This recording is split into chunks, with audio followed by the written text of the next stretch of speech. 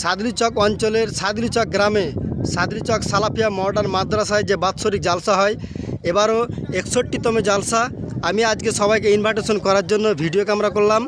আমি সবাইকে দেখাচ্ছি, আপনারা সবাই আসুন।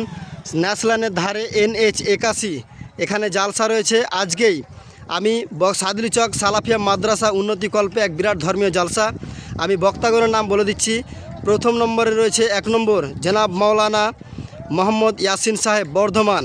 দ্বিতীয় বক্তা হিসাবে থাকছেন জনাব মাওলানা হায়দার আলী সাহেব মুর্শিদাবাদ। তৃতীয় বক্তা হিসাবে থাকছেন জনাব মাওলানা আব্দুল শাকুর সাহেব পূর্ণিয়া বিহার। চতুর্থ বক্তা হিসাবে থাকছেন জনাব মাওলানা আকমাল হোসেন সাহেব শিক্ষক অত্র মাদ্রাসা। প্রতি বছরের ন্যায় এবারও যে জালসা এক বিরাট ধর্মীয় জালসা, ইসলামিক জালসা।